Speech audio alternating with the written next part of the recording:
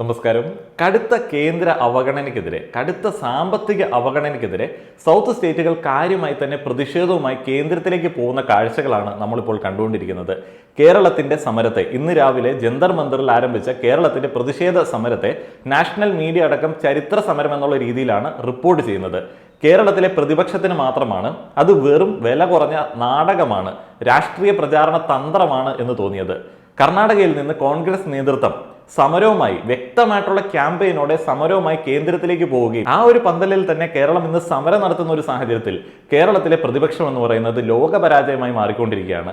ഓരോ തവണ വി.ഡി. സതീശൻ ഓരോ പ്രസ്താവനകൾ പറയുന്ന സമയത്തും ഞാനടക്കമുള്ള ഒരു വലിയ കൂട്ടം ആളുകൾ ഓക്കെ, നമ്മുടെ തീരുമാനം റൈറ്റ് ആയിരുന്നു എന്നുള്ളൊരു തോന്നലിലേക്ക് എത്തുകയാണ്. നിലവിലത്തെ സാഹചര്യത്തിൽ മതവർഗീയ രാഷ്ട്രീയത്തിന് മുൻപിൽ അടിയറവ് വയ്ക്കാത്ത കേരളത്തിലെ ജനതയുടെ ആത്മാഭിമാനം ഉയർത്തിപ്പിടിക്കാനായിട്ട് ഇനി കേരളത്തിലെ കോൺഗ്രസിനെ കൊണ്ട് പറ്റില്ല. ഇവർക്ക് പ്രീണന രാഷ്ട്രീയവും റാൻമൂളൽ രാഷ്ട്രീയവും, അതേപോലെ തന്നെ ജലീൽ പറഞ്ഞതുപോലെ മകൻ മരിച്ചാലും കുഴപ്പമില്ല, മരുമോളുടെ കണ്ണീര് കണ്ടാൽ മതി എന്ന് പറയുന്ന ഒരു രാഷ്ട്രീയമൊക്കെ പറഞ്ഞിട്ടുള്ളൂ. അതൊരിക്കലും ഇനി കേരള ജനതയ്ക്ക് താങ്ങാൻ പറ്റും എന്ന് എനിക്ക് തോന്നുന്നില്ല. കർണാടക വ്യക്തമായിട്ടുള്ള ഒരു ക്യാമ്പയിൻ നടത്തിയിട്ടാണ് കേന്ദ്രത്തിലേക്ക് പോകുന്നത്. ഡെക്കാൻ ക്രോണിക്കിളിൽ അവർ കൊടുത്ത ഒരു മുഴുനീള പേജിലുള്ള ആ ഒരു ക്യാമ്പയിൻ്റെ ചില കാര്യങ്ങൾ ഞാനൊന്ന് വായിക്കാം. കേരളത്തിലാണ് എന്നുണ്ടെങ്കിൽ ഇവിടെയുള്ള പ്രതിപക്ഷം അനുവദിക്കില്ല. നമ്മളുടെ അവകാശങ്ങൾ, കേന്ദ്രത്തിന്റെ അനീതിക്കെതിരെ നമ്മളുടെ അവകാശങ്ങൾക്ക് വേണ്ടി നമ്മൾ നടത്തുന്ന ഒരു ക്യാമ്പയിന് ഒരു പത്രത്തിന്റെ ഒരു പേജ് വാങ്ങിയാൽ പോലും കേരളത്തിലെ പ്രതിപക്ഷവും അതേപോലെ തന്നെ സംഘിപക്ഷവും വലിയ പ്രശ്നങ്ങൾ ഉണ്ടാക്കിയേനും. കാരണം സംഘികൾക്ക് അങ്ങനെയാണ്, അങ്ങനെ വിചാരിക്കാനായിട്ട് പറ്റും. കാരണം അവരുടെ ഫിസിക്കൽ പ്രസൻസ് മാത്രമേ ഇവിടെ ഉള്ളൂ. അടിസ്ഥാന സൗകര്യങ്ങൾ കേരളത്തിൽ ഉള്ളതുകൊണ്ട് ആ ഒരു ഫിസിക്കൽ പ്രസൻസ് കൊണ്ട് അവർക്ക് പ്രത്യേകിച്ച് ബുദ്ധിമുട്ടൊന്നുമില്ല. മനസ്സ് യു പിയിലാണെങ്കിൽ കാര്യമായിട്ട് തന്നെ കേന്ദ്രത്തിന്റെ അകമഴിഞ്ഞ സപ്പോർട്ട് കിട്ടുന്നുണ്ട്. ഏതായാലും കർണാടകയുടെ ആ ഒരു ക്യാമ്പയിൻ്റെ പേജിലേക്ക് പോകാം. ഡെക്കാൻ ക്രോണിക്കിളിന്റെ ഫസ്റ്റ് പേജിൽ അവർ കൊടുത്തിരിക്കുന്ന ഒരു ക്യാമ്പയിൻ്റെ പരസ്യമാണ്. മൈ ടാക്സ് മൈ റൈറ്റ്, എൻ്റെ നികുതി എൻ്റെ അവകാശം. 7th February 2024 11 AM, Jantar Mantar, New Delhi. Let's go to Delhi, let's fight for financial justice എന്നുള്ളതാണ് അവർ പറഞ്ഞിരിക്കുന്നത്. അതിൻ്റെ ഒരു കണക്ക് അവർ കൊടുത്തിട്ടുണ്ട്. Losses to Karnataka by central government from 2017 to 18 rupees 1,87,000 crore. അതിൻ്റെ ഇടയിൽ അവരെന്റെ കാരണങ്ങളെ കുറിച്ചിട്ട് വ്യക്തമായിട്ട് പറയുന്നുണ്ട്. അവർ ആ ഒരു സമരം കേരളത്തിന്റെ സമരം എന്ന് നമ്മൾ പറയുന്നത് പോലെ തന്നെ കന്നഡിഗരുടെ സമരം, കർണാടകയുടെ സമരം എന്നുള്ള രീതിയിലേക്കാണ് ബ്രാൻഡ് ചെയ്തിരിക്കുന്നത്. To protest against the financial atrocities committed by the central government on Kannadigas and Karnataka. ചലോ Delhi. Disparity in allocation of grants to Karnataka, injustice to Kannadigas in providing facilities, not even a penny for drought relief. State demand ചെയ്തത് 18,177 കോടിയാണ്, central കൊടുത്തത് 0 എന്നവർ പറയുന്നു. Disparity in tax share reduce from 4.72% to 3.64%. Loss to the state 62,098 crore. 5 വർഷത്തെ കണക്കാണ് പറയുന്നത്. Neglect of Bhadra upper bank project announced in 2023-24 rupees 5,300 crore. Contribution by central government 0. Special grant is now a mirage. Recommended by 15th Financial Commission 5,495 crore. Released by center 0. Cut in grants for collaboration schemes 2021-22 rupees 20,000 crore. 22-23 30,000 crore.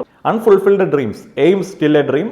No approval to Mahadai project. ഇങ്ങനെ ഒത്തിരിയധികം പ്രശ്നങ്ങളാണ് കർണാടക മുന്നോട്ടേക്ക് വെക്കുന്നത്. ഇതുപോലുള്ള ഒരു ക്യാമ്പയിൻ്റെ minimum പോലും start ചെയ്യാനായിട്ട് കേരളത്തിനെ സമ്മതിക്കാത്ത ഒരു പ്രതിപക്ഷവും സംഘിപക്ഷവും കേരളത്തിലുണ്ട് എന്നുള്ളതാണ് കേരളത്തിൻ്റെ ഏറ്റവും വലിയ ചലഞ്ച് എന്ന് പറയുന്നത്.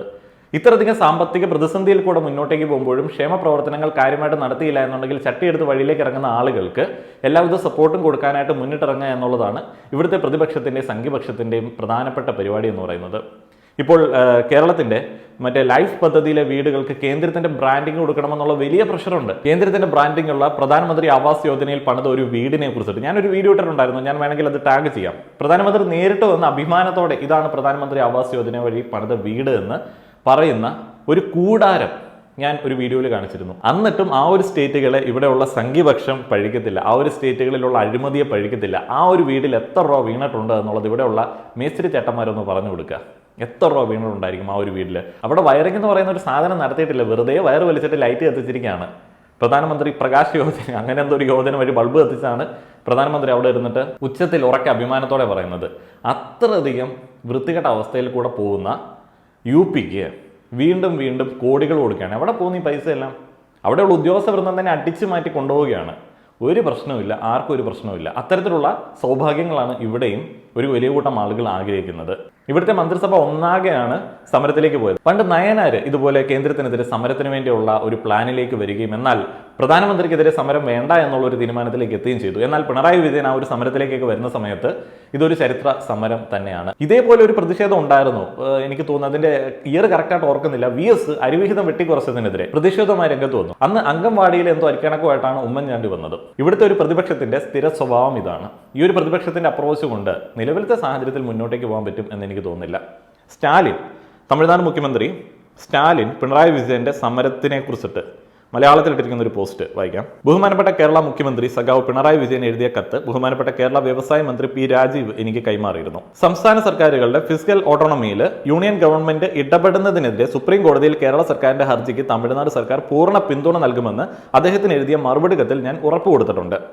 കൂടാതെ ബഹുമാനപ്പെട്ട കേരള ക്യാബിനറ്റ് ഈ മാസം 8-ാം തീയതിയിൽ ഡൽഹി സംഘടിപ്പിക്കുന്ന പ്രതിഷേധത്തിൽ DMK പങ്കെടുക്കും. തെക്കേ ഇന്ത്യയിൽ ഞങ്ങളും സഖാവ് പിണറായിയും, കിഴക്ക് ബഹുമാനപ്പെട്ട സഹോദരി മമതയും, കൂടാതെ നമ്മുടെ ഭരണഘടനയിൽ അചഞ്ചലമായ വിശ്വാസമുള്ള നേതാക്കളെല്ലാവരും ഇന്ന് സംസ്ഥാന സ്വയം ഭരണത്തിനായി ഒരുമിച്ച് നിൽക്കുന്നു. കോഓപ്പറേറ്റീവ് ഫെഡറലിസം സ്ഥാപിച്ച് സംസ്ഥാനങ്ങളുടെ സ്വയംഭരണ അവകാശം നേടിയെടുക്കുന്നതിൽ വിജയിക്കുന്നതുവരെ ഞങ്ങളുടെ പ്രതിഷേധം അവസാനിക്കുന്നില്ല. സംസ്ഥാന സ്വയംഭരണം എന്ന മുദ്രാവാക്യത്തിന്റെ തീജ്വാലകളെ അണയ്ക്കാൻ ഫാസിസ്റ്റ് BJPക്ക് ഒരിക്കലും കഴിയില്ല. ധനകാര്യം, ഭരണം മുതലായവയിൽ സംസ്ഥാനങ്ങളുടെ അവകാശങ്ങൾ നമ്മൾ ഉറപ്പായും ഉയർത്തിപ്പിടിക്കും. അതിനുള്ള സമയം അതിക്രമിച്ചിരിക്കുന്നു. സ്റ്റാലിന്റെ വാക്കുകളാണ്. ഒത്തിരി സംസ്ഥാനങ്ങൾക്ക്, നോൺ BJP സംസ്ഥാനങ്ങൾക്ക് കടുത്ത അവഗണന, സാമ്പത്തികമായിട്ടുള്ള അവഗണന നേരിടുന്നത് മിനിമം കോമൺ സെൻസ് ഉള്ള പത്രം വായിക്കുന്ന, ന്യൂസ് കേട്ടാൽ മനസ്സിലാവുന്ന ഓരോ ആളുകൾക്കും, ഓരോ ഇന്ത്യൻ പൗരനും അംഗീകരിക്കാൻ പറ്റുന്ന ഒരു സംഗതിയാണ്. എന്നിട്ടും പ്രതിപക്ഷത്തിന് കേരളത്തിന്റെ സമരത്തോടൊപ്പം നിൽക്കാൻ പറ്റുന്നില്ല. കേരളത്തിലുള്ള ഒരു വലിയ കൂട്ടം ജനത ഇവിടെയുള്ള അടിസ്ഥാന സൗകര്യങ്ങൾ നല്ല രീതിയിൽ ഉപയോഗിച്ചിട്ട് കേരളത്തിന്റെ ഈ ഒരു സമരത്തെ പുച്ഛിക്കുന്നു, അല്ലെങ്കിൽ അതിനെതിരെ മുദ്രാവാക്യം മുഴക്കുന്നു. അതേപോലെ കേരളത്തിന്റെ സ്വയംഭരണ അധികാരത്തിനെതിരെ പ്രവർത്തിക്കാൻ വേണ്ടി ഏതെങ്കിലുമൊക്കെ ഒരു ഗവർണറെ എവിടെ നിന്നെങ്കിലുമൊക്കെ കൊണ്ടുപോയി പ്രതിഷ്ഠിക്കുന്ന BJPയുടെ ആ ഒരു നയത്തിന് കയ്യടികൾ കൊടുക്കുന്നു. കേരളത്തിന്റെ പ്രതീക്ഷ അദ്ദേഹത്തിലാണ് എന്ന് ഇവിടെ കിടന്ന് മുറവിളി വിളിക്കുന്നു. എന്ത് പരാജയമായിട്ടുള്ള ചിന്താഗതിയാണ് ഒരു ജനാധിപത്യ സംവിധാനത്തിൽ നിന്ന് ഇങ്ങനെ നടത്തുന്നത്.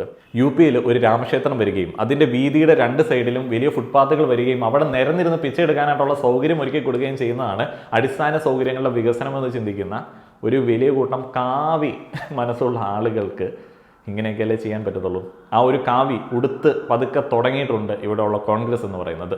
കോൺഗ്രസ് ഇപ്പോൾ കാവ്യ എടുക്കണമെന്ന് പറഞ്ഞു കഴിഞ്ഞാൽ കാവ്യ എടുക്കും, പച്ച എടുക്കണമെന്ന് പറഞ്ഞു കഴിഞ്ഞാൽ പച്ച എടുക്കും. എന്നാൽ സംസ്ഥാനത്തിന്റെ അവകാശങ്ങൾ, ജനങ്ങളുടെ ആവശ്യങ്ങൾ എന്നീ കാര്യങ്ങൾക്ക് വേണ്ടി പ്രവർത്തിക്കാനായിട്ട് കോൺഗ്രസിനോട് പറഞ്ഞു കഴിഞ്ഞാൽ അവർ ഉടുത്ത കളറുള്ള ആ ഒരു തുണി പൊക്കി നമ്മളെ അങ്ങോട്ട് കാണിക്കും. അതാണ് ഇവിടെയുള്ള കോൺഗ്രസ് നേതൃത്വത്തിന്റെ ഒരു രീതി എന്ന് പറയുന്നത്. അപ്പോൾ ഈ ഒരു കാര്യത്തെക്കുറിച്ചിട്ട് നിങ്ങൾക്കൊരു ഐഡിയ കിട്ടിയിട്ടുണ്ട് എന്ന് എനിക്ക് തോന്നുന്നു. ചരിത്ര സമരം ചരിത്രമായി തന്നെ രേഖപ്പെടുത്തട്ടെ. ചരിത്ര സമരത്തിൻ്റെ ആ ഒരു എന്താ പറയുന്നത്, അതിൻ്റെ ഔട്ട്പുട്ട് എന്താണ് എന്നുള്ളത് അറിയില്ല. ഒരു പ്ലാൻ B ഉണ്ട് എന്നൊക്കെ പറയുന്നത് കേട്ടു. പ്ലാൻ B യെ കുറിച്ചിട്ട് നമുക്ക് പിന്നീട് സംസാരിക്കാം. നന്ദി.